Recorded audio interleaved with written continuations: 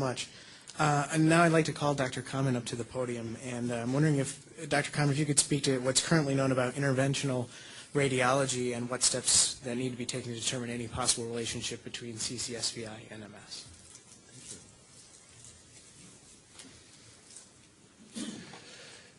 Thank you very much for the opportunity to speak.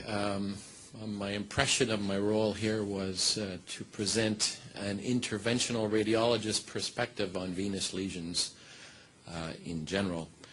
So most of you will ask, what is an interventional radiologist? So I'm a radiologist. I do procedural work throughout the body with image guidance. That might be ultrasound or CT or fluoroscopy, X-ray guidance.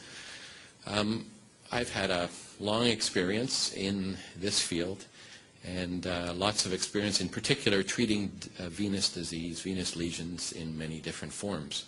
So quite familiar with venous angioplasty, with venous stenting, with embolization of veins, meaning plugging veins up, thrombolysis of veins, dissolving blood clot in veins, sampling of veins for various hormonal irregularities, and also shunting, creating abnormal or unusual connections between different venous systems in the body. Here's my disclosure. I have not performed any CCSVI-related venous procedures personally, although I've had a lot of patient contact requesting that I embark on this therapy. But I've certainly followed the research of Dr. Zamboni and others, and Dr. Dake in particular at Stanford, who is an interventional radiologist who's actually done a fair amount of this work. So what do we know about the venous system in general? It's a low-pressure system.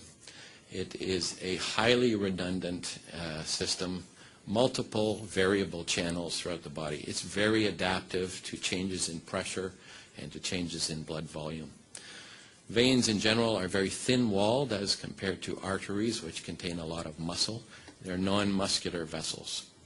There are multiple levels of communication between intracranial veins and extracranial veins, as we've seen, between intraspinal and extraspinal veins, paravertebral, retroperitoneal, thoracic, throughout the body. So it's a very redundant and very forgiving system. This picture basically is a schema of the venous system extracranially.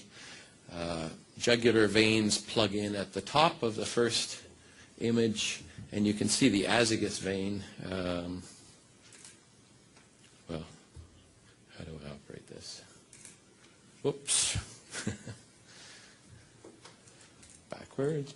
So, azygos vein, we can see coming off the side of the superior vena cava on the second image there.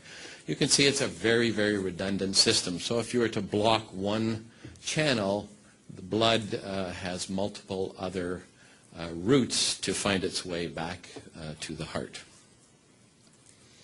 And again, if you look more closely at the venous system in relation to the spine here, again, a very redundant system with multiple channels through which blood can flow in the face of a blockage in one or two or other segments. So again, a very forgiving system. What do we know about stenoses in the venous system? They can be caused by many things. Trauma of some sort, either blunt or penetrating, or compression of veins by overlying bones, for instance. They can be caused as a consequence of inflammation, so thrombophlebitis, with or without clot. They can be caused by tumor and by shear stresses when flow in the venous system becomes turbulent or higher than normal. Venous blockages tend to develop very slowly, and they tend to be very well tolerated by the body in general. They're not plaque. They're different from what we treat on the arterial side of the body. They're not lipid, they're not cholesterol, they're basically fibrotic and somewhat elastic lesions. Imaging venous blockages, as you've seen, ultrasound, magnetic resonance venography, CT venography, and conventional catheter-based venography, which is the gold standard. Each technique, of course, has advantages and disadvantages. I would say a few words. Duplex ultrasound, it's non-invasive. That's the ideal part of the study, and it tends to be rather time-consuming, and clearly you need well-defined protocols in terms of what you're measuring, where you're measuring, and what you're looking for, and those need to be shared. It certainly gives you direction and velocity of flow, but it's somewhat limited by bone, by gas-filled structures, and by the depth of the vein you're interrogating. MR venography, time-consuming, expensive, certainly a lot of interesting work going forward in this area. At the moment, it's not really ideal for small moving vessels, but it may be used to indicate